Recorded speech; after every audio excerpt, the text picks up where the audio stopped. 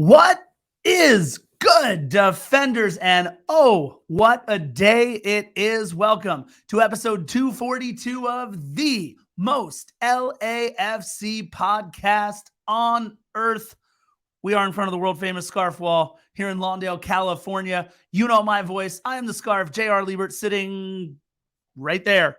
Yep, he can poke me in the face. That is one Christian Philemon. Good evening, Defenders. Happy Sunday. Hi. Happy Monday. Happy week. Welcome back to another episode of Defenders of the Bank, the LAFC podcast. And I got to tell you something. When it comes to LAFC, I'm happy to say that we are the trailblazing, MLS Cup raising, always competing, Carson beating, goal scoring, rip roaring, styling and smiling, black and gold wearing, keep on swearing because you hate us, champions of this league and owners of this town. We are LAFC. LA is black and gold. And we run this town. And don't you forget it. I thought you meant that we owned the town. I was like, what did we win? No, I was talking about LAFC. No, that was good. No, that was great. Look, Philly, what a day it was in Carson, California. Finally exercise the demons down in Carson. Look, we all know shouldn't have taken 6 years. We get it, right? For those of you that have been part of the Black and Gold faithful, the first church of the Black and Gold, we meet, by the way, a lot of Saturdays and Sundays out on Christmas Tree Lane. Come join us. There are drinks and snacks. But that being said, we all know it should not have taken 6 years for this event to happen. We know that one of the last vestiges of hope that they had down at Not So Dignity Health Sports Park was that you have never beaten us on our home turf.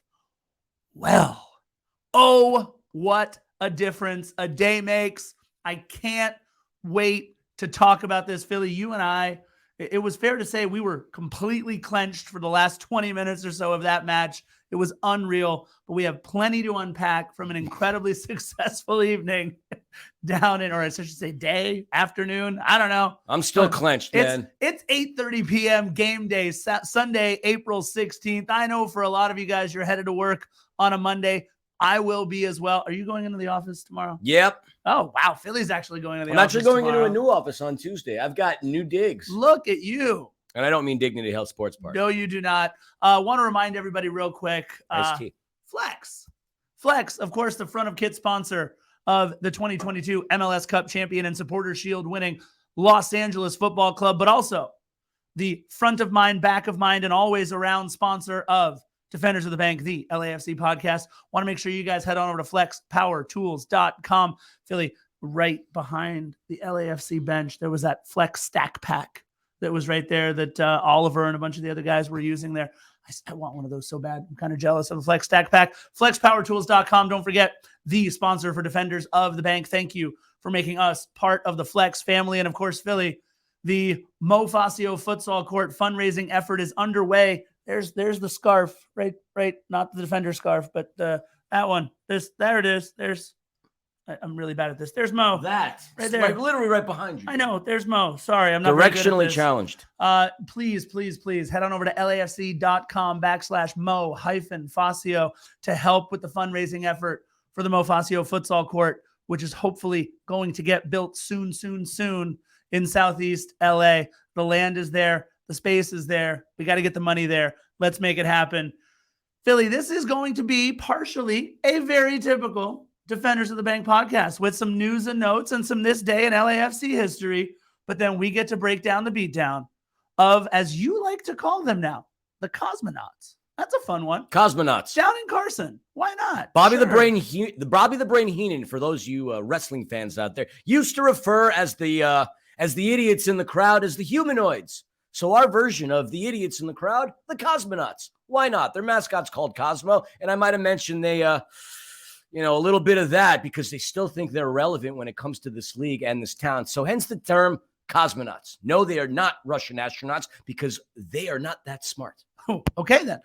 Just want to remind everybody, if you're not following us on Instagram, Facebook, and of course, YouTube, Twitter, all those good things, everywhere but Twitter, we are at Defenders of the Bank, and on Twitter, we are at Defend the Bank. So YouTube. Can we just procure that account? No, remember, we've been over this like 6 or 7 times. Too many letters in Defenders of the Bank. Twitter doesn't allow that. Some people pay for accounts. We might as well buy our account. No, it's too long. If we paid for it, we would already. I know. I'm just kidding. You said it was a typical pod, so I felt like bantering with you. My goodness. Let's get into this day in LAFC history, and this one is near and dear to my heart. Unfortunately, on April 16th, 2018, Tommy Mark, who was a member of the very first under-12 LAFC Academy team, passed away in his sleep at the age of 12. He was a member of, like I said, the first under-12 LAFC Academy team. I believe, I could be wrong about this, but I'm pretty sure I'm right. He played with Eric Duenas as Eric Duenas was coming up. Tommy Mark actually scored the game winner in LAFC Academy's first ever win, a 4-2 under-12 victory over Carson. There you go. And look, I think he also had the first hat trick, or one of the first hat tricks in LAFC Academy history. The other reason why I bring up Tommy is because Tommy played in my leagues when he was like 5 and 6 years old. There is now the Tommy's Field over at Westwood Park, and I think they're either building or they just built another Tommy's Field from the TM23 Foundation, which his family helped set up where's the other location? Oh, it's going to bother me. I'll look for it later. But head over to TM23 Foundation over on the interwebs and check out what they're doing for Tommy Mark. It's incredible to think it's the 6th anniversary of Tommy's passing. So we want to take a minute here to remember Tommy Mark passing away at the age of 12 on April 16th, 2018. Tommy, we're still thinking of you 6 years after the fact. Yeah, 6 years. Oh my God. Can't believe it's been 6 years. That is our this day in LAFC history. And, you know, Tommy played for both academies, right? He played for the Galaxy Academy and he played for LAFC's Academy. So you got to think Tommy was one of the people watching down on us, along with Mo and all of our other black and gold faithful that are dearly departed, watching this matchup as nervous as we were. Oh my God, it was incredible. Philly, let's get into the news and notes. I want to give a quick congratulations. It's no big deal now for Denis Bouanga or even maybe Coach Steve Cherundolo to make the team of the week for match day 7. But how about Sergi Palencia also making the team of the week? Congratulations to Sergi Palencia. I think that's the first time he's made it. Philly, please explain to me what an FC Wacker Innsbruck is, please. Wacker Innsbruck. So, that's what I said. Defenders. Yeah. Innsbruck is a very lovely town in Austria. Have you ever been? About 5 hours from Vienna. I've been to Vienna. Okay. I might have not driven Innsbruck. through Innsbruck. I don't recall. You haven't driven anywhere. I'm sure you didn't drive through. No, it would have been at that point. A train or something. Yeah, probably. Okay. I like trains. It's the New Yorker in me. 5 hours from Vienna. 163 kilometers from Munich. Very close to a very big club that we already have another partnership with. Yep. And a city that has a sister city here in the United States. One of my favorite cities, New Orleans. Great town. New Orleans and Munich are sisters? No, Innsbruck. Oh, Innsbruck and New Orleans. Sister I'll pay cities. attention. Don't worry. So this is a club that's in the 4th tier of the Austrian football pyramid. A club that's actually spent a couple of years finishing no higher than 6th in the Austrian Bundesliga.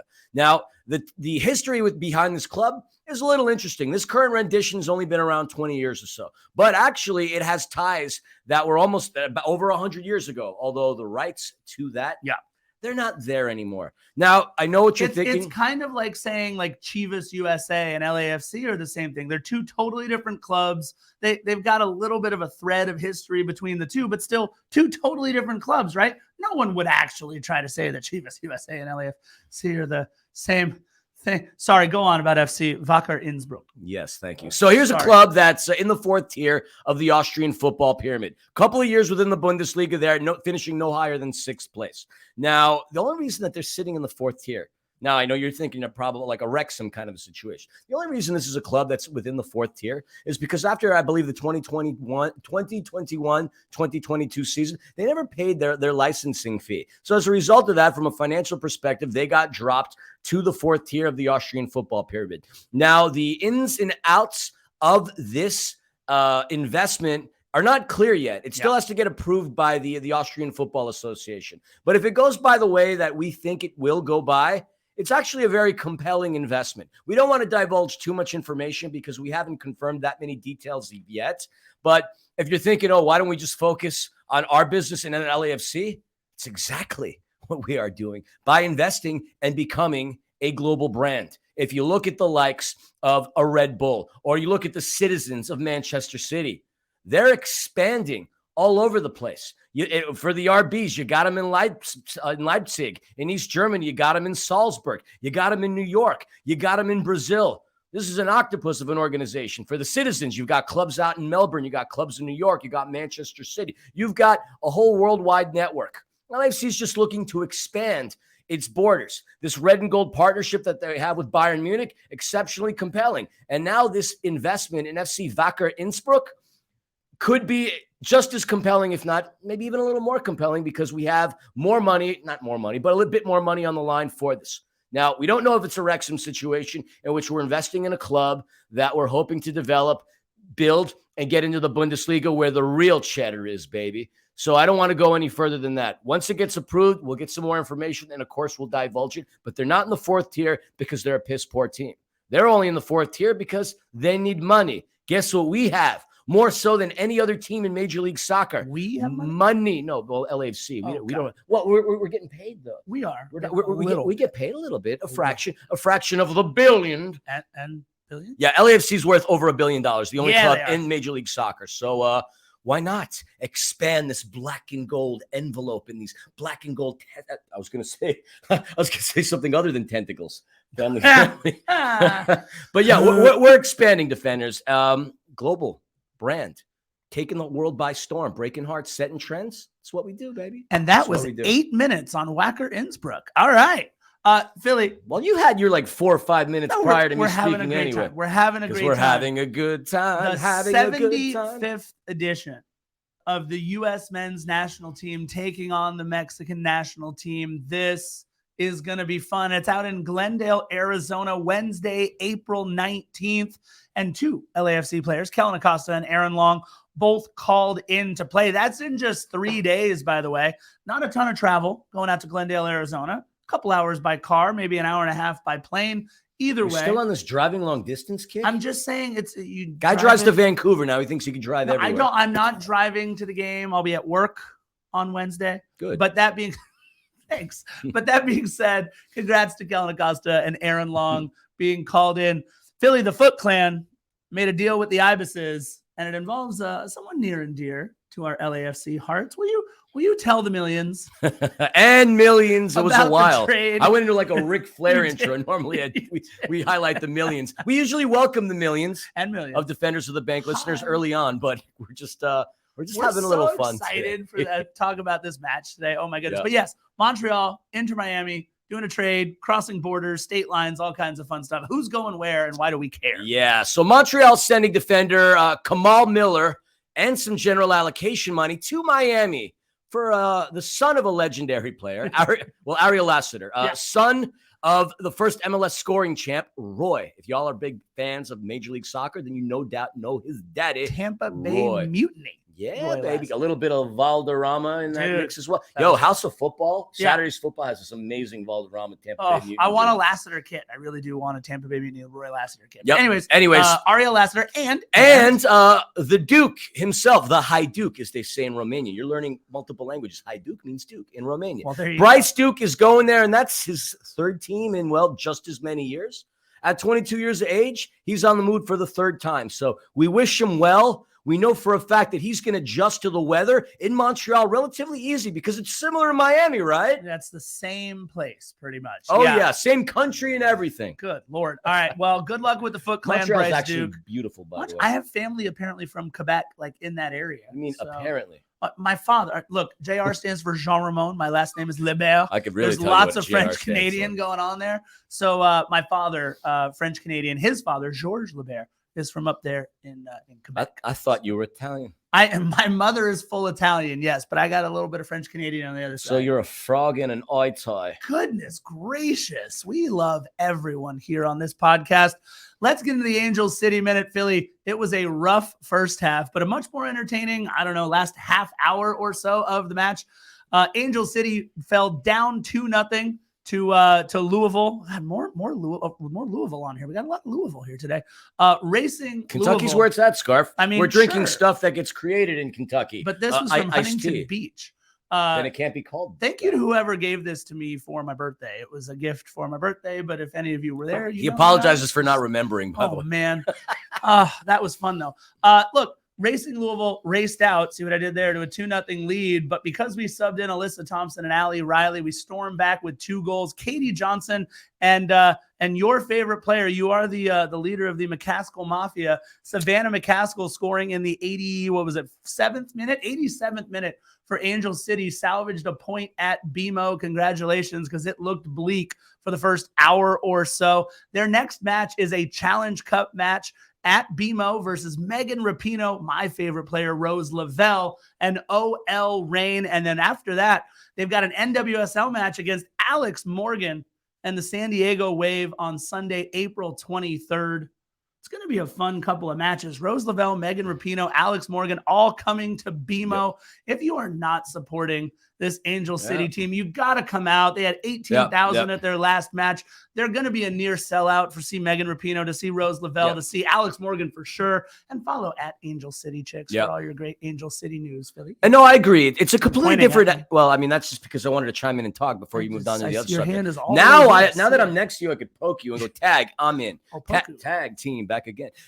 It's a lot of fun going out to BMO for these Angel City games. The vibe and the atmosphere is very, very different than that of an LAFC game, but it's a lot more chill. It's a lot more relaxed. And I got to tell you, these girls, they're so stinking good, man. Like, get out there at the very least. If you're a fan of the sport, check out Alyssa Thompson. She's worth the cost of admission. She's going to be the next greatest women's soccer player in this country. I love the vibe that's going on there. I enjoy the games selfishly because we don't have to take notes or really worry about anything. I could actually be a fan and enjoy things, but go out there and support the women. And if you have family, if you have little children, some girls, like, you could take them into an environment where they actually have some really stellar role models to look up to. Now you're in an environment that we didn't have growing up, where professional sports are available for the girls. I mean, yes, basketball was there, but soccer is another avenue that you could hit that up in. And with 19,000 people going per game, it's a darn good time, man. I mean, I think I was looking secondhand tickets in the 200s, like $15. Yeah. Tickets in Founders Club at one point,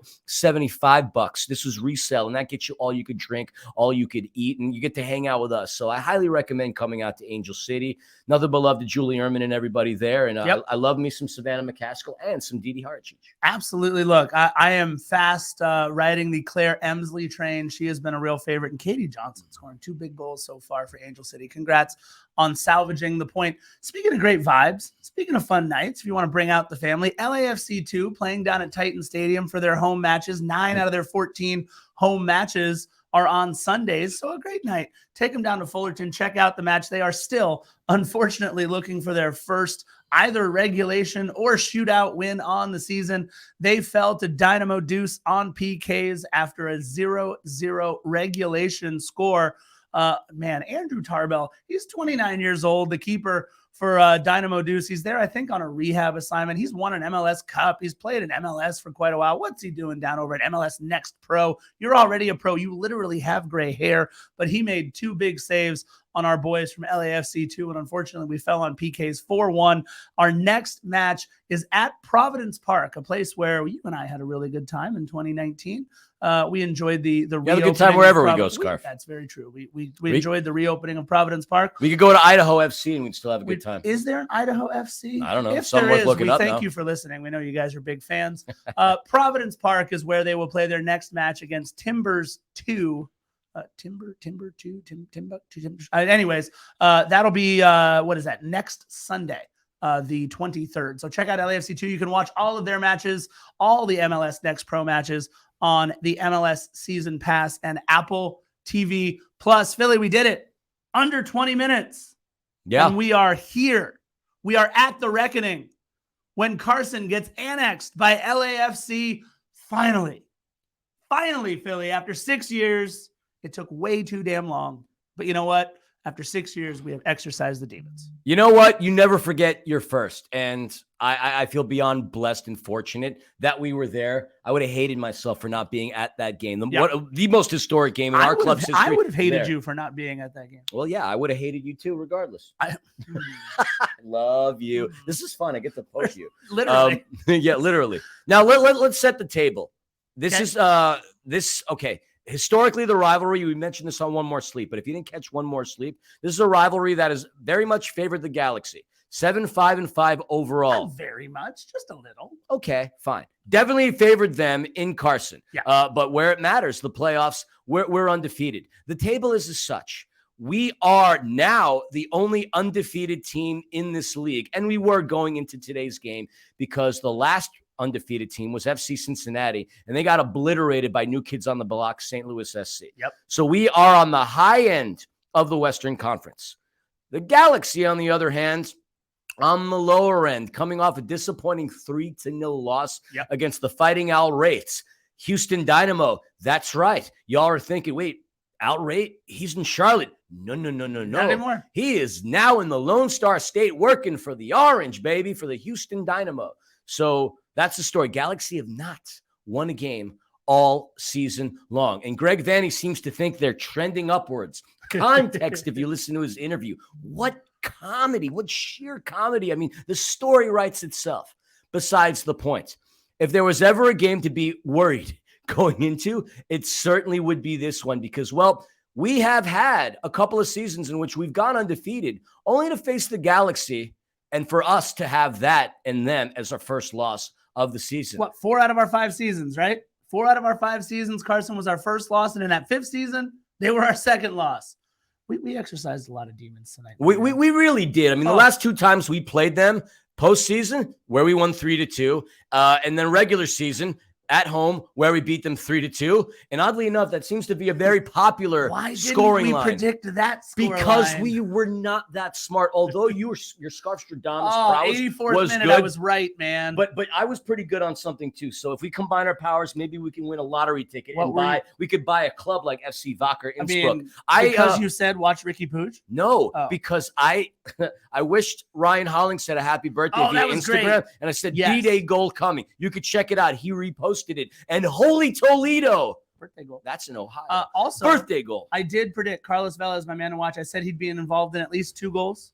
I believe he was involved in at least 2 goals. And I did say Ricky Pooch would be the factor. You shot fish in a barrel with that one. He's the only thing worth his salt on that squad right now. He is good. Yeah, no, Ricky Pooch is good. Really good. He's such a dorky little kid who tucks his jersey in his uniform. Again, a guy the size of like what, I don't know, like a coffee grind is in Giorgio Chiellini's espresso. It's just, he's a tiny little dude, but he plays kind of like Latif. Like he's like 4 foot nothing, but he plays like he's 7 feet tall. Yeah, Ricky Pooch. Look, we'll get into it with Ricky Pooch, but look, I don't care that we're not allowed to say good things about Carson. He was the best player on the pitch today. He really was. Ricky Pooch was something special. I disagree. Carlos Vela was the best player on the pitch. I mean, look, Carlos Vela was huge when it counted, and that's what I said would happen on One More Sleep.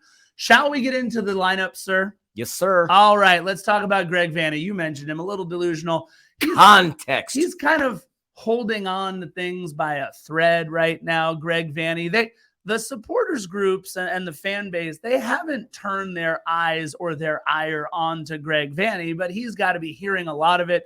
Isn't he acting general manager as well until Chris Klein gets unsuspended by MLS? There's just so much going on for Greg Vanney, and you can tell the wheels are starting to come off for poor Greg. It's been rough, but you know what? Sorry. That's what you get when you choose Carson. He's bringing up like things that happened in 2021 as to why the Galaxy haven't done stuff. I mean, you want to talk about grasping for straws and being salty? Good Lord, go back and check out like, his interview the Friday interview before LAFC. The stuff that he says will blow your mind. This is coming from the perspective of somebody who is clearly like about ready to pop. Man. Yeah, and he's successful. He's under a lot of stress. He is absolutely eventually, in my opinion, going to be the right guy for the job there. But it's been a rough go for Greg Vanney and now, unfortunately, for Will Kuntz too. And that's what you get when you jump ship and you go to Carson. Love you, Will. But that being said, it's not what you told him last time we saw him. That's not what I said at all. You're absolutely right. They come out in, look, Major League Soccer has it as a 4-1-4-1, but I think it was more of a 4-3-3. That's what it looked like. Which eventually became a 3-5-2. The 3-5-2 wound up working out really well for them. But either way, 70% of the time it works every time. We would not see Douglas Costa or Martin Caceres. What? Yeah, they're in Coachella. Were they thinking? My gird. The awful yellow card when Martin Caceres went over to the ref and said, please throw me out because I don't want to play against Carson. So the referee turned right back against Carson. Against LAFC. No, technically he's playing against his own team because I can't imagine people really, like him in the locker room. He really did. That was rough. That's got to be the dumbest red card I've ever seen.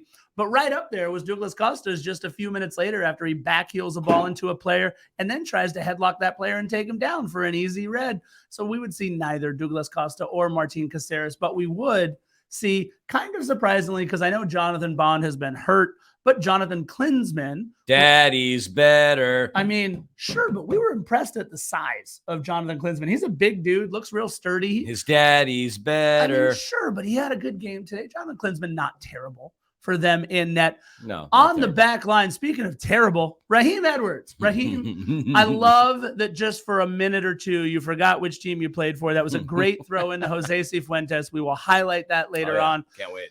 Philly, look, I do have a lot of respect for Chris Mavinga. He is a player who was on Greg Vanney's Toronto squad in 2017 that won the treble, and that's because they count the Canadian Championship as a real trophy.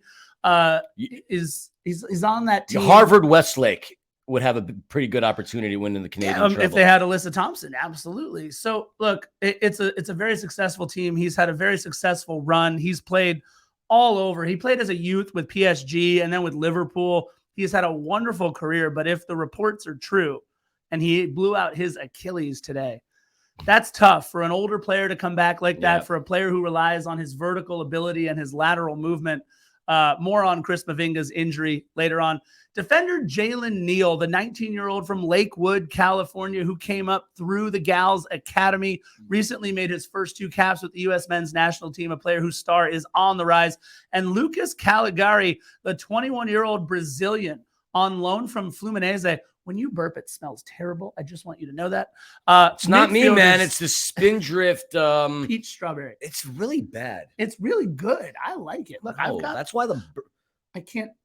You have the phone stand, so I can't take mine away or else my phone will fall down. Anyways, midfielder Gaston Brugman, who has been very good and was my player to watch, the 30-year-old Uruguayan who had a long career in Italy, especially with Parma. He played a bunch with Parma. He is an excellent passer. In the middle of that midfield, their maestro. And look, I said it before, I'll say it again. A player who was absolutely worth the price of admission today, Ricky Puig. The spy. He is the spy. The 007. Yeah, more on 0 goals, 0 assists, 7 games. Shout out LAFC Fan TV. Yeah, that was a great meal. That was pretty funny. Ricky Puig was worth the price of admission, though. He was very, very good today. Look, does he make you want to tuck your shirt into your pants, by the way? No, he does not. Okay, me neither. We're talking about a kid who's 23 years old, came over, I think, just after he turned 21 from La Masia, from Barcelona, and he had 57 caps with Barcelona before the age of 22. 57 caps before the age of 22, before he made the move to Carson. Okay. Seems like that's working out well for him. Well, he got punished for his party boy ways. He did. He got sent away from La Masia. But look, I don't think they're going to want him back anytime soon right now, though, because he's not really pushing or propelling Galaxy to heights. They are, I believe, still 13th. Midfielder Marky Mark and the Funky Bunch Delgado, the Glendora native and the Chivas USA product, which is as close to Galaxy get for having Chivas USA in their system. He's had 250 MLS caps in his career. And on the front line, a player who had an absolute banger today, forward Tyler Boyd. He's played in the A-League. Shout out to our buddy. Born in New Zealand. Yeah, look, played for the Wellington Phoenix, I believe, of the Hyundai A-League. Yeah, that's the New Zealand club. Shout out to Brendan. We want to wish you some love, Bam, baby. Bam. Sorry, excuse me. What was he? Well, he might not want his name disclosed. Oh, sorry, Brendan. Bam. Hard LAFC fame. Bam. Love you, man. LAFC Australia. He's a Melbourne guy, by the way. Yeah, Wellington Phoenix I hadn't heard of until I was looking up good old Tyler Boyd. He also played in Portugal and a good spell in Turkey. He played for Besiktas and for a few other clubs. Big Turkish club. Yeah, absolutely. He has 10 caps with the U.S. men's national team since 2019 as well, even though he was born in New Zealand.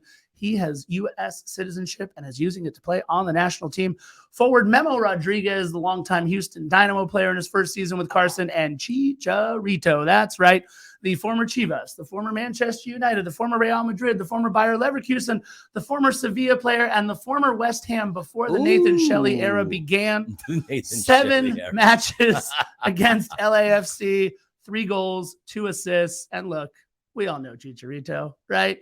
a lot of your friends and family and fathers and sons and everybody else, they were fans of his father. A lot of people are fans of him. And we don't begrudge any of you for being fans of Chicharito while also being fans of the black and gold, supporters of the black and gold. But he is just the thorn in our side, but wouldn't really be today. That's for sure. He had his moments. He did it. He made a great near post run, which cost us dearly late in the match. In the 18, the players we would see were Dejan Joveljic, Julian Aude, who just came over from Lanús, Atletico Lanús. That's a fun get for them. He was great. He went 1 whole minute before picking up his first yellow card. Efrain Alvarez, Sega Koulibaly, and Daniel Aguirre. That's the lineup for Carson. Philly, we would see 2 big holes in the lineup for the black and gold coming into this. One we knew about, coming in with a little bit of leg injury, and then my boy wasn't there. Leg injuries, a fair amount of leg injuries, but that's something you got to suspect with 5 games over the course of. They do use their legs in soccer. Yeah, 5 games over the course of 19 days? I mean, there's 16. 16. Oh, okay, I was off by 3. So obviously a lot going on for LAFC between MLS regular season and CONCACAF Champions League. That's something that the Galaxy doesn't have to worry about. They don't get to play in these outside tournaments that are international because they're not very good. That's true. U.S. Open Cup, on the other hand, is another opportunity for them. But despite that, Timothy Tillman. What? Doesn't everybody get to play in the U.S. Open Cup? You and I would be able to play in the U.S. We Open could put Cup a team if we together. started a pub league together. We need to hit up our boy Slippy. Maybe we could start a pub team. Defenders of the Bank FC. Well, anyway, I digress. Old. No, I mean, we could hold records for most consecutive games having scored double-digit goals against. That'd be a fun statistic. We get to play more than one game. That's awesome. Yeah. All right. So Timothy Tillman, who's been phenomenal, man. He had this first game was somewhat questionable, but here's a young man who really adapted to the style and pace of Major League Soccer. Yeah. I love watching him. He's so calm on the ball. He rarely turns it over. Him not being in our lineup, very, very big deal. Leg injury. And then your guy, which, by the way, I have yet to see you wear the jersey that I bought for you on your birthday. I'd like to see that. Giorgio Chiellini wasn't in uniform due to a leg injury that, hasn't been disclosed. But, I mean, it occurred during training. So, obviously, we wish Giorgio all the best. Yeah. I would have anticipated seeing him start alongside Jesus David Maria. You might have seen a completely different game there. So, he's Aaron out. Long played pretty well today. Got to give a shout out to Aaron Long. No, Aaron Long, I can't believe there are people that hated on the fact that that LAFC signed him. Aaron Long's a solid player. No, he played very well today. And then between Maxime Crepeau and then another goalkeeper syndrome, Eldin Jakubovic out. All leg injuries. Pretty funny. But starting, and he was a man of the match. Tony Leone was also out, by the way. Yes, correct. Leg injury. Yeah. Leg injury. So starting between the pipes, John McCarthy, who... This kid's a starter, without a doubt. He's our number 1 until proven otherwise. John McCarthy had a hell of a game. Our back line consisted of Chiqui Palacios, Aaron Long, Jesus David Murillo, and happy birthday, Ryan Hollingshead. Yes, what sir. an unbelievable birthday that somebody can have. What the present that he had couldn't have happened to a better guy on a more important day. Much love. Our midfield consisting of Ilie Sanchez, Kellen Acosta, and Jose Cifuentes. Front line, no surprises there. Denny Bouanga, Carlos Vela, the actual man of the game, and Mahala Opoku. As far as the subs are concerned, we will see the very first minutes of newly signed Mr. Bogusz himself, Mateusz Bogusz. And I have so many unbelievable things to say about this kid. He was there. Boots.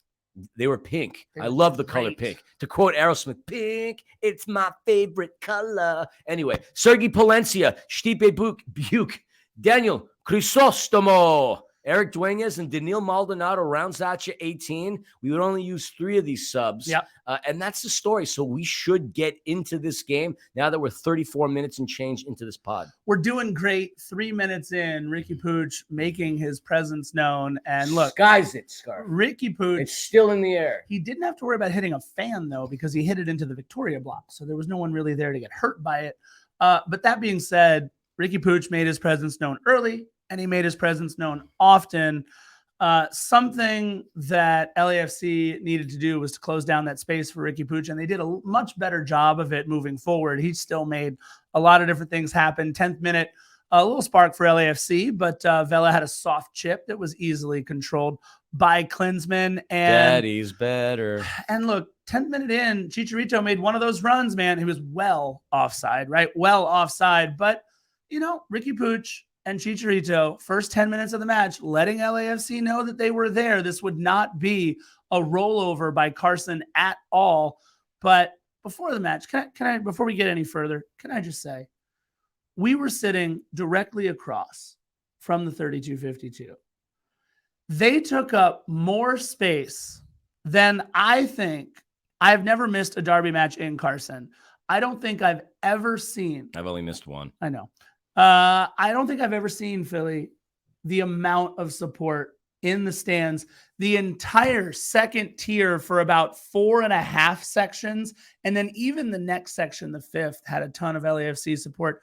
And then underneath the 3252, the ones that weren't fenced in, literally up top, there was another sliver, the big corner section there, where it was literally nothing but black and gold and green. You guys didn't get the memo about blackout LA? Either way, that's fine.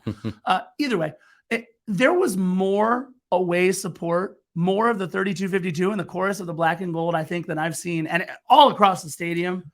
We took over that stadium. What's funny is you can find some of these tweets, man. Like people were saying like they were disappointed that LAFC didn't really black out the stadium. And then tweets like, my family was there. They said they didn't see any LAFC people other than in section 228. Like, are you mad? Are you hot? Cosmonauts. It all goes back to them being cosmonauts. There was an LAFC fan like every 2 or 3 seats. Yeah. Like, I don't know what anybody would talk about how there were hardly any LAFC people there. That to me is ridiculous. When we scored our first goal, it was loud. It was very loud. And that stadium actually was fairly filled. We heard a couple hours prior to kickoff that they had only sold around 18,000 or so tickets and that they were selling things at the door. And the cost of admission was fairly cheap because the supporters didn't go. They were out at watch parties. And so it was fairly easy to ascertain a ticket. Early on in the week, it wasn't the case. Later on, things got a little cheaper. I think our buddy Josh, who lives out in Pasadena, tweeted this, how if you wanted to sit in the section that we were in, which normally retails for about $225 per game, it was like $160, $160 to sit like center pitch. That's not a lot of money for a rivalry game. And look, they said they got what, 25,000? Yeah, 25,000. And I would absolutely believe it. The numbers, to me, that's not. It's also tickets sold, right? But it was a good crowd. There were for sure 25,000 people in the bench. I just want to, and a lot of LAFC people that were outside the 228. I just want to give a shout out. The 3252 were absolutely incredible. You guys you continue to set the standard, not just for Major League Soccer, but for North American support in any sport. That's for sure. So we're into the 10th minute, Philly. What you got? Into the 10th minute, Chicha had a shot that was saved by John McCarthy, but you said it, he was offside. We already highlighted that. A couple broken up corners, a near opportunity for the Galaxy in the 16th minute. 18th, Mahala had a shot outside of the box. Not enough mustard behind it, saved by Jonathan Klinsmann. There was a corner for LAFC. Nothing transpired there, but Kellen Acosta, after a not-so-good corner kick, ended up getting a yellow card. Yeah. And as the team's running towards the bench, Steve lit him up, man. Steve absolutely lit him up. Kellen wasn't playing phenomenal. And at that point, the Galaxy were dominating possession. And, spoiler alert, Galaxy dominated possession over the course of the entire game. Dominated possession over this game. Look, there a lot of the times, Philly, you see 55-45, and you feel like you got dominated on possession. We're talking more on that later. Yeah. It gets way worse. But, Kellen Acosta with a bad yellow. And look, this was your concern coming into the match, right? Your key to the match. Control the midfield. You'd have to control the midfield. And here we are not 20 minutes into the match, and a player who's been our captain on many occasions, a player who really does run that midfield as much as Ilie or Sifu ever has, in Kellen Acosta already picking up a yellow. I mean, look, we were a little nervous after the first 20 minutes. I mean, it took a great block from Chiqui Palacios after a Delgado cross to settle down after the far post was wide open. But all is forgiven in the 21st minute because we have the left foot of God and San Carlos. Carlos Vela gets a ball that, let's put it this way. It was a Jose Cifuentes attempt. Sure. That bounced off a Marky Delgado. He likes to go by Mark right now. But since we don't like his team his affiliation, we're just going to stick to Marky. He has a ball that deflects right. Sifu has a ball that deflects right off of Marky.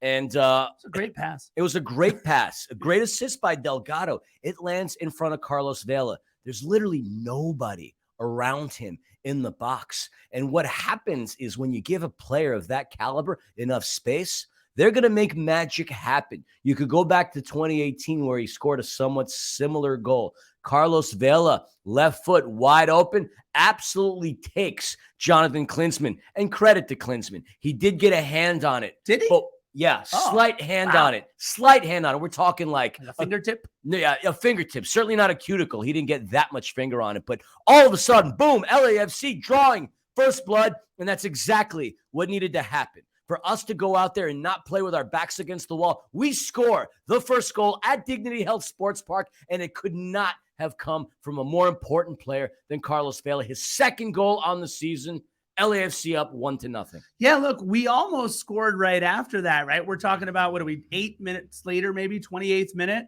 That beautiful play all the way down the right-hand side. Mahalo, Opoku, and Sifu with a little bit of a 1-2, and they play it into the box, the ball carrying off of Jalen Neal. And look, Klinsmann, I almost called him Jurgen Klinsmann. Jonathan Klinsmann Daddy's better. Terrible today. But that diving save he made, can you imagine? Carson would have been completely out of it just 28 minutes in, now down 2-0. A great save by Klinsmann. And I thought, I don't know if that would have actually had the trajectory to go in, though. It looked like it was going in from our angle. By the way, where we sat, that was a beautiful angle on the Carlos Vela goal. Oh, yeah. That was awesome. But Jalen Neal, one of 3 goal scorers, by the way, for the LA Galaxy. Yeah. The other 2 were on the bench. Tejan Joveljic and Kevin Leerdam, who did not see the light of day. Yeah, that would change a little bit, unfortunately, after today. They would add a couple to their goal-scoring tally. But either way, an incredible save by Klinsmann. Look, 39th minute, a solid save by John McCarthy. It would be a shot from distance by Tyler Boyd, and McCarthy would get a hand on it to push it up and over for a corner. Unfortunately, that would be a harbinger of things to come. Philly, look, maybe McCarthy was caught a little flat-footed. Like he even said it, I think, in the post-game conference. Sometimes you like to say you got to tip your cap off, is what Philly likes to say.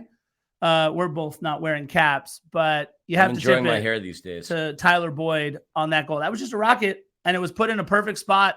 This is a kid who is very, very good. There's a reason why he's capped for the U.S. men's national team 10 times already. And just like that, Philly, we're even at 1. Gaston Brugman gave the pass into Boyd, and Kellen Acosta tried to make the play. Yeah. He missed the slide tackle, and he had distance. I don't think John McCarthy expected that. But obviously 2 minutes prior, Tyler Boyd made a very similar attempt. Right. But if there was ever a goal of the week candidate, like you got to say that Tyler Boyd's goal was certainly one of that. He's not getting it. Dairon Asprilla. Oh yeah. Dairon Asprilla's bike kick. I mean, that goes to show you the level of competition in this league where a goal like Tyler Boyd's gets negated off of a goal of the week candidate. When you got a pesky pine tree Portland bicycle kick by Dairon Asprilla. If you haven't seen it, do yourselves a favor. Check that out. But look, it's 1-1. And what would you expect? Right. This is the best rivalry in Major League Soccer. Forget the Cascadia stuff. Forget Portland and Seattle. Forget anything with Vancouver. Forget Seattle and LA Galaxy. Forget anything else. It is El Tráfico that a lot of the pundits like to refer to it. We're going to call it El Clásico Angelino, or as I like to refer to it, the 110 collision. This is the best rivalry in Major League Soccer, and it did not disappoint. 1-1 heading into the locker room. Yeah, and Philly, we gave up, a bunch of turnovers and a corner kick right at the end of the half. I felt like that halftime whistle came just in time. Philly, our possession was not great at the half. It would not get better. But why don't we run through? Look, it's 1-1, right? We all kissed our sister, tie at the half, right? I don't have a sister. Neither do I. Who am I kissing? No, sir. I didn't bring Hello Kitty, so he's the next best thing. Am I? That's a short list, my friend. Well, in this room anyway. Still a short list. Why don't you go through the stats and tell us what you got for the half? So where we led, despite the fact that we did not control possession, we had 9 shots to their 6. We had 4 shots on target to their 2. But from there, things get a little hazy. Galaxy maintained possession at a mark of 63-47. Passing accuracy, the Galaxy were a lot better. Nearly 90% completions on their passing rate. Oh, by the way, another statistical category that we led in, the chippiness factor. Yeah. Fouls. 10-5. And that's what we have heading into the locker room. Going into Dignity Health Sports Park, by the way, we get warned so much about, be careful, go on your own, things of that nature. It was a very chill environment going into the locker room. I did not catch a lot of heat today. I don't know if you did. Panda didn't say anything. Look, on our live, right, we kind of got into it with someone for a quick second. Oh, I'd like to address that, yes. But after that, we hugged, we made up, right? We all were friends. The guy right behind us was great. Signs. Rob Signs. Rob Signs, yeah. So we were, real quick story, you can see it on our live. We were doing a whole live hit before the match and everything. And all of a sudden we see Rob Signs says, Galaxy are way better. And, Philly was starting to get a little frustrated. Like, I'd love to see this guy. I'd love to, Are you even here? Right. He goes, are you even here? And he goes, yes, I'm right behind you. And it was literally the guy sitting right behind us with his kid. It was great. He thought it was hilarious. He looked over our shoulder, saw our Instagram handle and was like, let me mess with these guys for a little bit. We hugged it out. Yep. That was a really cool moment. Even the couple right in front of us. Yeah, I wanted to address that. Go right ahead. I mean, like, it wasn't anything that was like, animosity related. I actually started it of all things. Yeah, he started it. And of course, like, I have a short fuse, which... Can I tell him how I started it at least? Okay. Right. The guy is holding up the scarf and it says goal on the back. And I go, Philly, look, that guy's only been able to hold up that scarf 3 times this season. And then he kind of got... He turned around. Him and his significant other started getting all Chad and Karen on us. They're like, stop being ghetto or whatever. I'm like, ghetto? Like, are you best friends, Chad? Yeah, well, yeah. But I mean, that's, the male version of a Karen. At least that's what I've been told by the young ones. Okay. But when he was just like, oh, you want to be ghetto? Go be over there. I'm like, what the hell are you talking about? Like, I legitimately got pissed. And then, of course, I looked over to my right, and it wasn't my conscience that was my gut. It was my wife. Yeah. It was Panda going. She was ready to. You won't be able to hear this on the audio, but like, she's like, and she's like tell him to shut up. Like, I was legitimately getting offended. It's like, what do you mean we're being ghetto? And then minutes later, we were like, look, man, like, we're working. We didn't say anything insulting to you. I tapped him on the shoulder. I extended my hand. I said, look, we're all here to watch the game, man. Don't worry. We just literally said you've only scored 3 goals all season. We didn't mean that by disrespect. We were doing a live hit. We were talking media stuff. And that's literally the case. Only 3 goals for the Galaxy in the 6 games. And it's only Neil, Leerdam, and Joveljic. We didn't say anything that was incorrect. But anyway, besides the point, we were cool with them going forward. It was fun. We had a good time. Into the second half. Didn't see what happened to Aaron Long behind the play on there, but it looks like he was all right. He was 53rd minute. Yeah. He was kind of favoring his leg a little bit. Yeah, we went the first 8 minutes or so. Not a whole ton to talk about there. In the 56th, unfortunately, this is what I was kind of alluding to, that Chris Mavinga down on the play. It's possible that it was his Achilles. He had a very, very hard time coming off. He was down for at least a couple of minutes. It would be Sega Koulibaly who would come in. And honestly, look, Sega had plenty of 1v1 opportunities. He did have one boneheaded play that we'll talk about in just a minute. He also played really good defense on some occasions. He did. I'm saying he had plenty of 1v1 opportunities with Denny Bouanga. Yeah. I mean, he did do very, very well for them. But in the 60th minute, man, look, we've said how important Cheeky Palacios is for us, but he's got to control that temper just a little bit. You, I think, in your notes, right? Didn't you say, like, stop arguing for the whistle, stop arguing for calls? That's something. And like, this is like an observation from a neutral party who's not all about the X's and the O's. And this isn't just LAFC. This is just players in general. I hate the fact that something will occur and players will stop what they're doing and they will look to the referee for the whistle. Trusting a referee is like trusting a politician. You cannot leave the decisions in their hands. You allow them to do their thing. They'll get some right. They'll get some wrong. But you continue to battle through and fight through until that whistle gets called. Yep. You don't stop. You don't stop and look for something or argue for something, because if it's not going your way, they're not going to stop the game because you're upset about it. Right. And that drives me crazy. Cheeky got a yellow card in an idiotic fashion. I love Cheeky. But that did not need to happen. No. He's on a yellow. Now he needs to be careful with how aggressive he plays because of a play in which he did not get physical on, because he mouthed off to the referee, got dinged for dissent. Stop looking for the whistles, boys.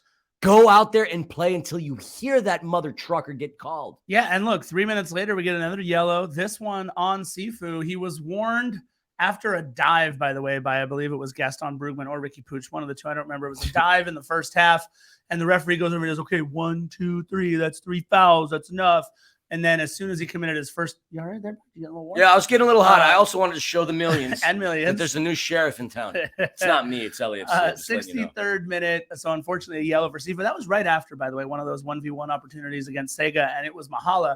And again, apparently Mahala is more of a Nintendo guy because he couldn't break down Sega. But that being said, in the 65th minute, I wrote down this note in the 65th minute, and it says very simply, I'll read. I'm going to read it right from my phone here. You guys can see me read if you're watching it on YouTube. Another turnover by Sifu. Yeah. We need, and then in all caps, something from Sifu today.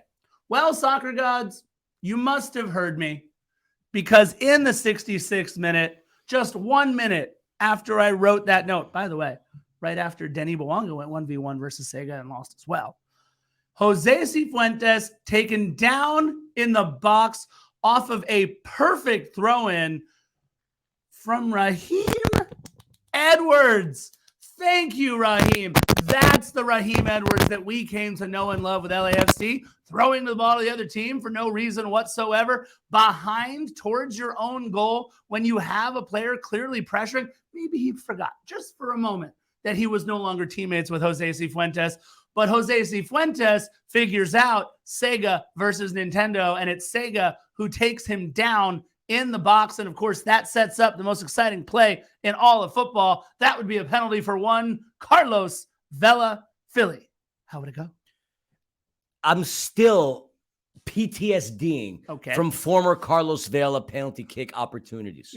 I would have thought Denny Bwanga would have done it, because Denny Bwanga's batting 1,000 as of right now. Carlos Vela is 9 for, I think, 13 in terms of converting PKs since he's entered into the league in 2018. And on the broadcast, I forget who exactly called it. We were watching the highlights, but Taylor Twellman was one of them. Oh, okay, then it was Taylor Twellman. Yeah. I thought I recognized that voice. I don't remember the other guy's name. It doesn't matter what his name is. Okay. Hey, wrestling. I know, I get it. He goes left, and Carlos. Taylor Twellman said he really likes to go left. So depending on the perspective that you're looking at, Carlos didn't go left. He went right, but he did go to the left of Klinsmann. And it was not that far off from being dead centered. Not a great kick. No, it wasn't the greatest kick. He didn't have a lot of mustard behind it, but alas, who cares? He scores. He threads the netting. It is 2-1. Could it get any more stressful? Was that an insurance goal? Oh, no. Carlos Vela, though, does get his third goal of the season as a result of that PK, and he has scored 12 times in 12 appearances in all competitions against the LA Tragedy. 2 goals. 2 goals. I said Carlos Vela would be involved in at least 2 goals. You did. In the match. Turns out I was wrong. Carlos Vela was involved in 3 goals, because just 4 minutes later, Philly, the fortune teller here, tweeting out to Ryan Hollingshead, birthday goal incoming today, my man. I love it. It was on. You can see it. See it on our stories. This guy, he called it. Can we just say, first of all, beautiful ball into the box. Carlos Vela put it right where he needed to put it. And it wasn't that anybody could or couldn't get to that ball. That was the beautiful part. He put it somewhere where it would be dangerous, and kind of sneaking in behind the defenders for a low header towards that near post on the corner. It would be Ryan Hollingshead. And they even mentioned it on the broadcast. Last year, he led all defenders with 6 goals. This year, Ryan Hollingshead gets on the score sheet, the pride of UCLA, and he came over to give us dabs after the game as well. Ryan Hollingshead, happy birthday, my man. You gave us all a birthday present for what turned out, spoiler alert, to be the match winner on your birthday. LAFC now up 3-1. And you and I both looked at each other and said, still not enough. No, not enough. I'm still terrified. Look, we've been through this on several occasions. 3-1 does not give you the confidence with a good 20 or so minutes later. I do want to reference, though, at the 69:05 mark, some member of the Cosmonauts threw a plastic cup with beer in it that hit Carlos Vela. I don't understand the sense of entitlement or this douchebaggery where somebody can warm feel beer. They've had that beer now for almost 70 minutes. It was warm beer. Yeah, all right, look, if you're going to throw something, no, actually, you're right. You know what? Shame on you for not being able to consume a beer. There you go. Ratchet POS. That's right. If you hear this, and I know there's some members of the Cosmonauts that do, and you know that guy, tell him he's a ratchet POS. You don't throw stuff at people of the opposing teams. Maybe that'll fly by in other parts of the world. But come on, man. Show a little bit of class. But karma, forget spirituality. We'll refer to as physics. Every action causes an equal, if not bigger, reaction. That obviously pissed off Carlos Vela, which enabled him to get an unbelievable, precise pinpoint corner to Ryan. And he Hollings-headed that mother trucker into the back of the net, missing Jonathan Klinsmann. 3-1.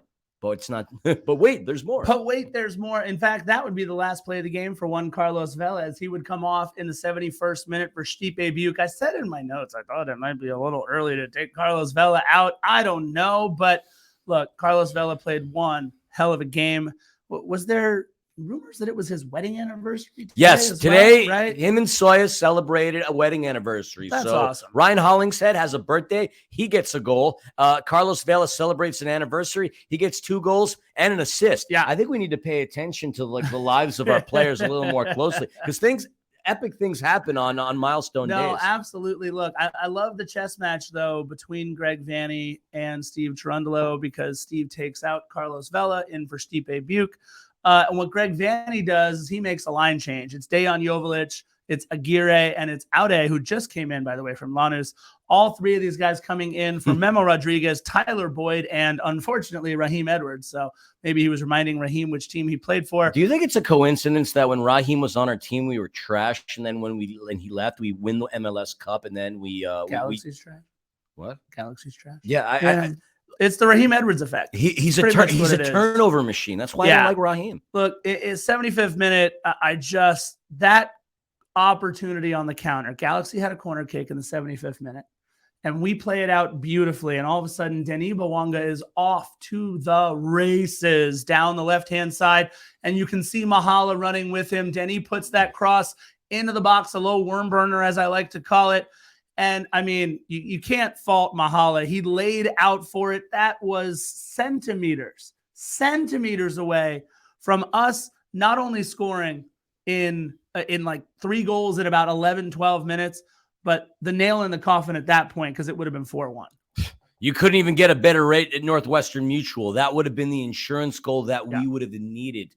Unfortunately, that didn't happen. And that cost us dearly, because all the insurance that we needed did not happen. But yeah, I'm with you. I won't fault Mahala for missing that, but it was a great counter. Denis Bouanga had some really good runs. He didn't contribute offensively in terms of scoring goals, but Denis Bouanga is such a threat. You see players that we've had in the past, Scarf, the Andre Hortas, the Brian Rodriguez's, and you get guys who dribble themselves into trouble and turn the ball over. Denis Bouanga will go box to box and make a play, not turn the ball over. Maybe even find himself in positions where he's in danger, get himself out of it, and still find a great position and a great opportunity for somebody else to score. Look, Denny's unbelievable. It's absolutely why Carlos Vela has had the amount of space he has had recently. Notice that Carlos Vela's goal scoring streak, which is now, he had 2 in the last game, he had 2 in this one.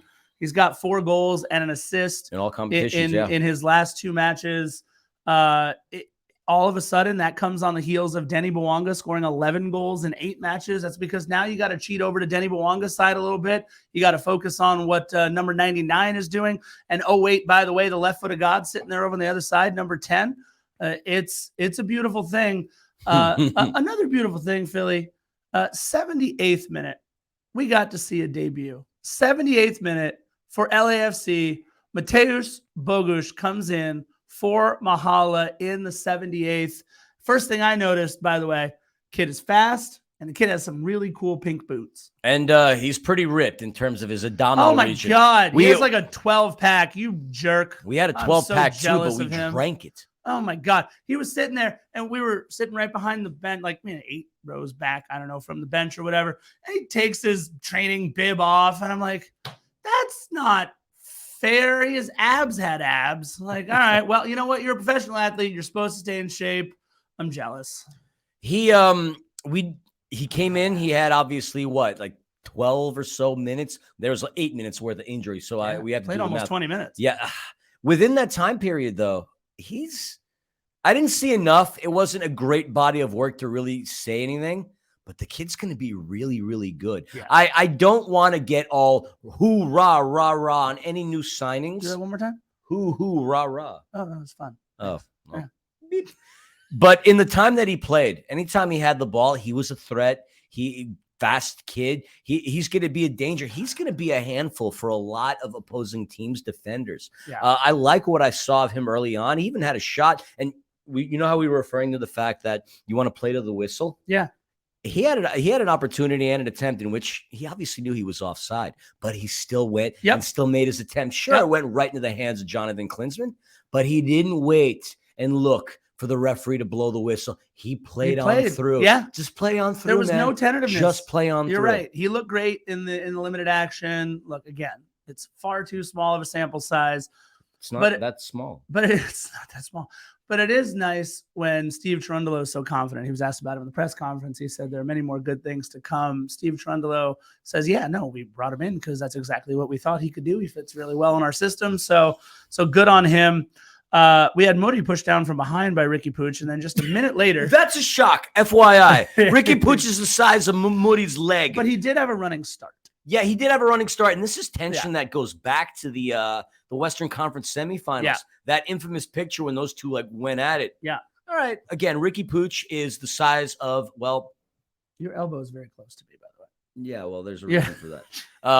He's the size of he's a little guy. He's like an English bull. He's like a French bulldog, but he's got a Doberman style bite. And the fact that he doesn't back down to players that are literally twice his size, good on him. And that's going to be the last time that I praise this kid. Well, really, hold on, because just 1 minute later, he's got a pretty decent shot on him. Oh, I wasn't trying to praise him at that point. I was trying to show him a finger that's close to the one my ring finger. You're very subtle with that. He subtle as a bull in a china shop. From distance, he pinged that goalpost. I mean, when I tell you he hit this post dead center, it came back almost as fast as it came in on John McCarthy. There was very little that John McCarthy could have done about that ball from distance. And again, you're looking at Galaxy. They got a goal from Tyler Boyd from distance. They got a goal, a near goal, I should say, from Ricky Pooch from distance.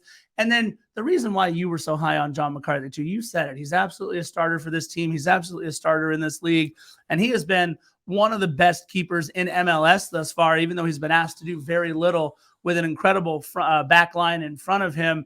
The save that he makes on Chicharito just 1 minute later. Yeah. I mean, we are talking 1v1 with a player who used to be one of the better finishers in the world for a little while, but that was when he was much younger and a little better and not playing in Carson.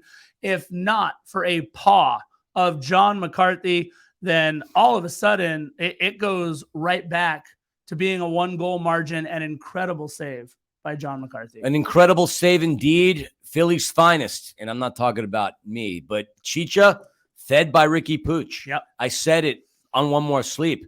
Anything that's going to happen offensively for the for the Galaxy is going to come by way of this young man. Joveljic and Chicha, poacher individuals. That's how they score their goals. Ricky Pooch is the straw that stirs that cup of whatever the heck you're drinking. Modelo, if you're in Carson. Yeah, that's true. And by the way, defenders, if you drink Modelo, just FYI, that's a Galaxy sponsor. Yeah, you're not so just stop. Not that it's going to matter because it is a very great tasting beer. Drinking Modelo. I get it, but you're barking. I'm just saying. Wrong truth. I'm a big fan of Bohemia. This is Philly saying this. This is Philly saying this. Yeah. Look, I like keep me the only reason I actually have any animosity towards Modelo is because I had a really tall boy in Modelo when I was in Monterrey, Mexico for calling an indoor soccer game, and that's when my gout exploded. So I'm a little bitter towards Modelo. So you got gout from Modelo. Well, beer is high in purines, I understand. Which my kidneys can't process uric acid very well, hence the gout. Anyway, listen, all right. Here's the deal. 3-2 has been a compelling storyline. It has been, and it's been something that's we're gonna have a three-peat on it because in the 84th minute, Galaxy catch LAFC on a counter. Marquis Delgado gets the goal, but it comes by way of Joveljic on a run. Burns right by Moody. Moody tracks back as best as he could. Joveljic tries to connect with Chicha. It gets in between the legs of Aaron Long, and Chiqui Palacios is right behind Marquis Delgado, and Marquis Delgado basically just goes on a walkabout to put in the second goal of the game for the Galaxy. Now, mind you, they've scored 3 goals over the course of 6 games. They had 2 today. That was a play where It was a brilliant play. Joveljic and everything with Chicharito pulls Aaron Long in the side that he does, and Cheeky just gets caught flat-footed. Delgado you would have had to have been Christian Ramirez to have missed that goal. He converts, and all of a sudden it's 3-2, and here we go again. Yeah. It's this rivalry that it's never a blowout. It's never. Look, the bottom line is my heart's palpitating just thinking about how Cheeky that went. Palacios has been one of the most important players on the pitch for LAFC.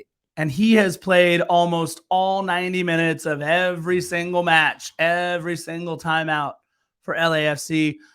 You got to kind of wonder, maybe he was a little tired, maybe he was a little off focus, but he absolutely forgot Marky Delgado going back post on him there. And look, I hate to put it on Cheeky Palacios, but if you mark your man, you knock this ball down out in front, you clear it out, you're good to go. It's still 3-1. But as I put in my notes, of course they score in the 85th minute. LAFC making a quick change in the 89th, getting Sergi Palencia and his team of the week from last week on for Jose Cifuentes, going with an extra defender, leaving 2 in the midfield, 3 up top, and 5 in the back. And then in the 90th minute, I'm still not exactly sure what happened between, was it Ricky Puig and Sergi Palencia? They got tangled up and got double yellows there right as the regulation minutes ticked away. And we thought, all right, maybe we'll have to deal with 5 minutes of stoppage time. Mark at 8, Donnie. That's right. 8 minutes of stoppage time. And look, Steve Toronto talked about it in the press conference. All they did was sit back for the entire damn 8 minutes of stoppage time. And it was bunker, clear out. Big props to Aaron Long. I absolutely loved the way Aaron Long played on the back line today. One last little adjustment for Greg Vanny as Efrain Alvarez comes in for Marky Mark and the Funky Bunch in the 2nd minute of stoppage time. J-Mac, that save he makes on Caligari in the 3rd minute of stoppage, a leaping save to push that ball up and over. And it was Aaron Long again, clearing that ball out on the corner. A great save once again by J-Mac, who really proved he was worth his salt today. An excellent game from J-Mac. And then how about Mateusz Bogusz drawing a yellow on Dejan Joveljic after kind of putting him in the spin cycle? So we're 4 minutes in, Philly. We're halfway home. Aaron Long's playing well on the back line.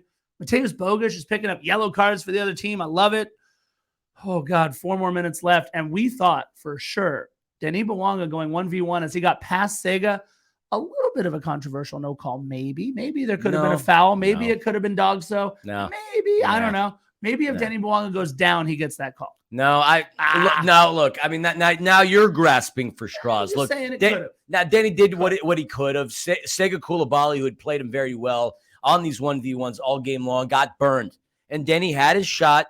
Klinsmann saved it, and good on him. That would have been another insurance goal. And I got to tell you, and this is something you never want to tell your significant others, it's unbelievable how long 4 minutes can last. It really is unbelievable how long 4 minutes can last. I've got my timer going. This has been my little secret throughout the course of my time watching Major League Soccer. Oh, I thought you meant secret about 4 minutes, but go on. No, then I'd be on the divorce line. No, you're doing great. And then if that secret would get out, I would be. It doesn't matter. It's focus.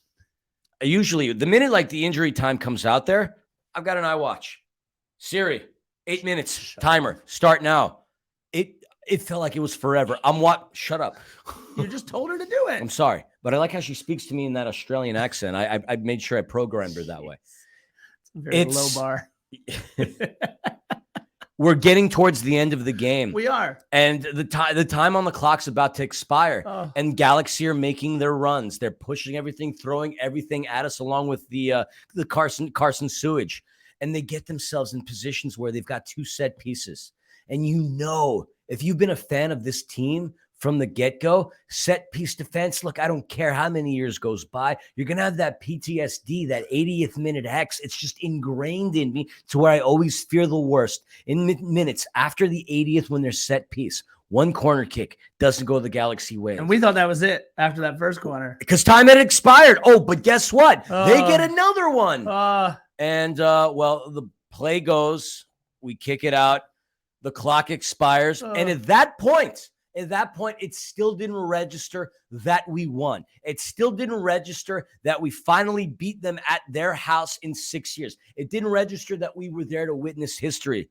I can tell you, if I had a cardiologist, because Lord knows watching sports is going to get me there, a trip to the cardiologist would have been the next thing I would have done after that whistle blew, because there was no point that I felt confident that this was going to go down the way it did. And shame on the cosmonauts, by the way. You want to talk about, what would they do now? Well, I'll tell you, every action causes an equal, if not bigger, reaction. Okay. They were leaving in the 81st minute out of the Victoria block. Yeah. Out of the Victoria block. Victoria's when their secret. team was down 3-1.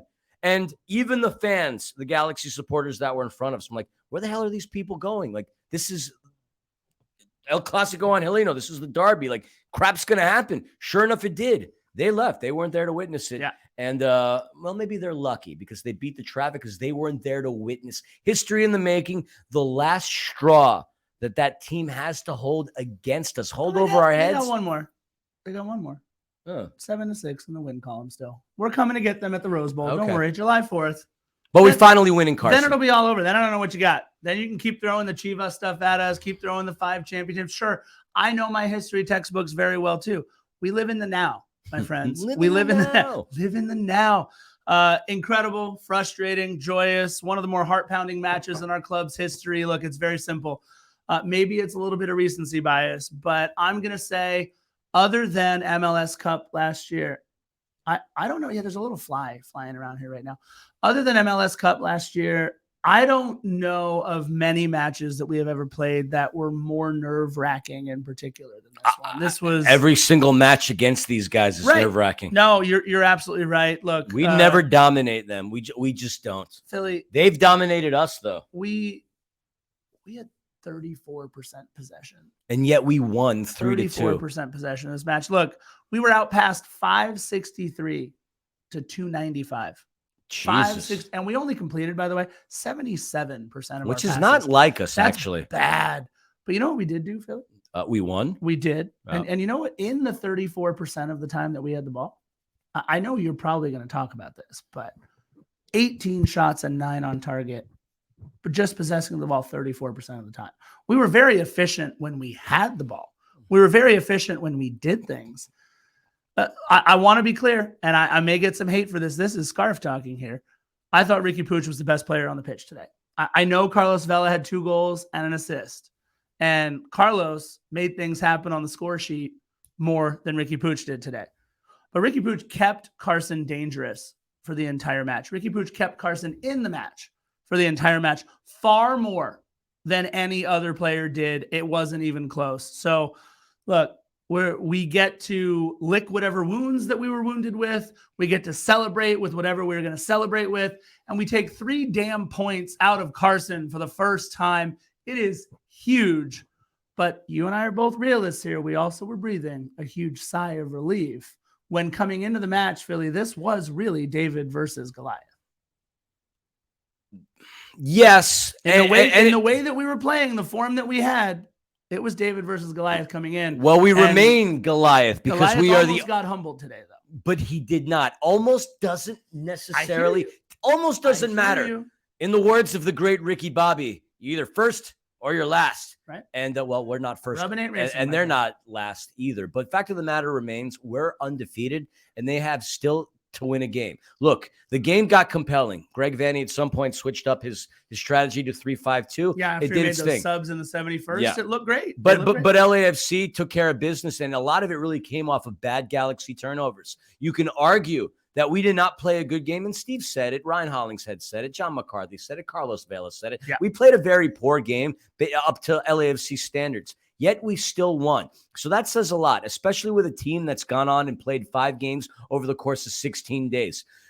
We may have used that as an excuse as to why we might have lost this game. The fact of the matter is we didn't. And again, Carlos Vela comes through on the big stage. He's successful down in Carson. And I know in our last One More Sleep, I was directionally challenged and I called it BMO West. You'll have to forgive me. I participated in a fair amount of adult libations at that point, but BMO South is what we can call it right now. 12 goals over the course of 12 appearances in all competitions. Carlos Vela absolutely does his thing. And you know what? we are looking up at St. Louis, the new kids on the block. We do have a game in hand, and we'll smack them around when the time comes. But it feels so good to finally say that we won in Dignity Health Sports Park, because I grew tired of well, I'm not going to mention any of their names because I don't want to give them any kind of press, but so many idiotic cosmonauts clinching on to the fact that we can't beat them in their home and we'll never beat them in their home. Well, guess what? We did beat you in your home. And guess what? LA is black and gold. And guess what? We run this town, defending champions, and we own LA, and now we own your stadium. LAFC in the table, you mentioned it. We are looking up now, though, at only one club in all of the Western Conference. That would be St. Louis. St. Louis continue to do their thing, knocking out previously unbeaten FC Cincinnati 5-1 Yahtzee That's to move crazy to 18. When they win, they're winning big, by the way. They score. They certainly score. When they lose, they're losing big too, by the way. The Babe Ruths of Major League Soccer. Right. That being said, they are on 18 points, but we do have one match in hand. We have 17 points, so we are second in the Western Conference. We also move up to tied for second in the Supporters Shield race on those very same 17 points. FC Cincinnati and the Revolution also with 17, St. Louis with 18. But look, I know it's early. I know we're only 7 matches in, Philly, but 7 out of 34 matches in the season, and LAFC controlling our Supporters Shield destiny because we are tops in the league at 2.43 points per game, which means if we continue on this pace and every other team continues on their pace, we win the Supporters Shield yet again. We continue to defend the Shield. We continue to defend BMO. We continue to defend anywhere we go and make it our home, as we are still undefeated.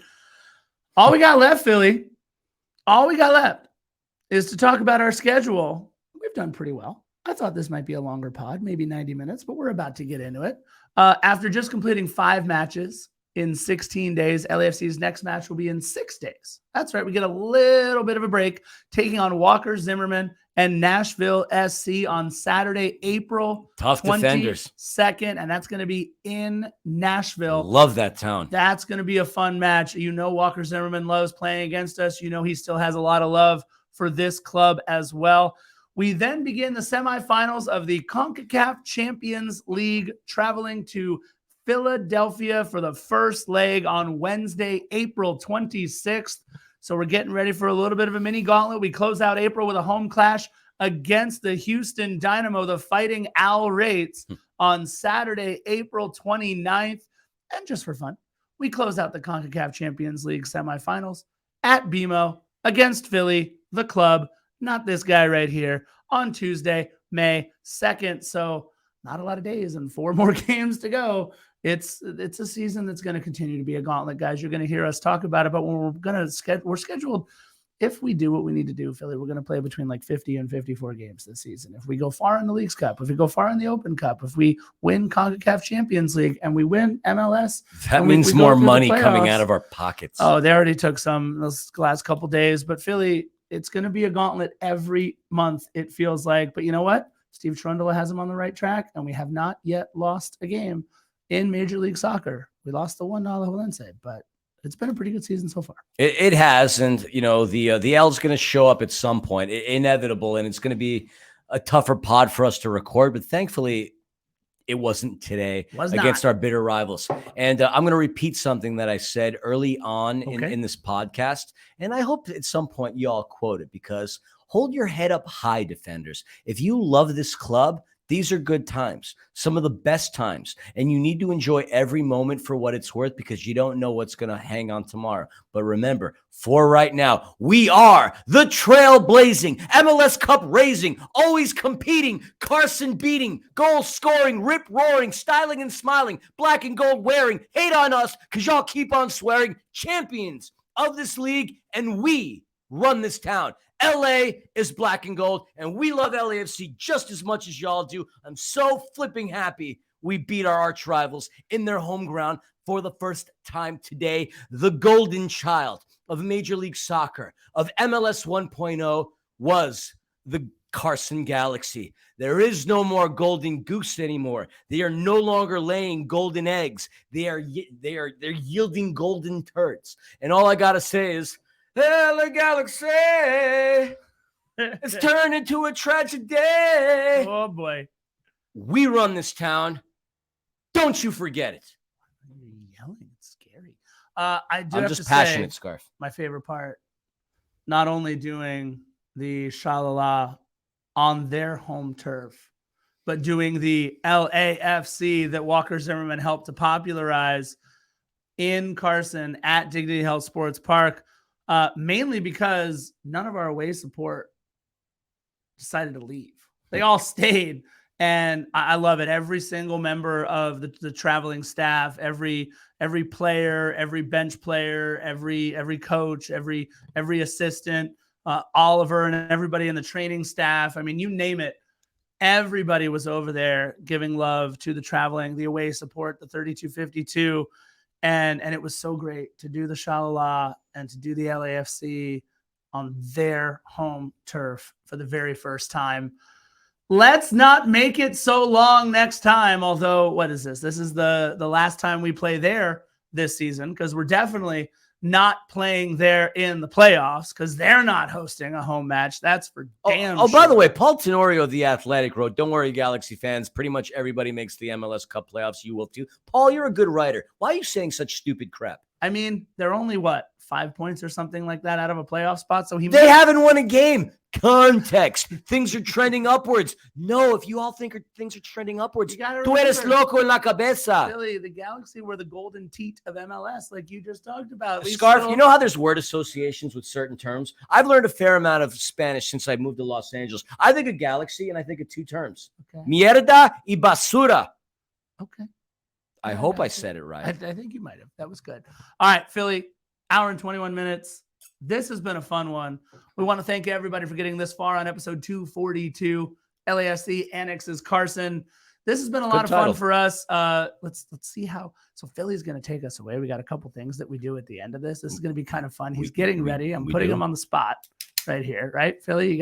You ready for this? Well, I want to say Happy Easter to my Greek Orthodox brethren and sistren out there, because it is that. And a little ask tomorrow, little thoughts and your prayers. If you like me and Scarf and what we do, tomorrow's the 1 year anniversary of the passing of my beloved Schmitty.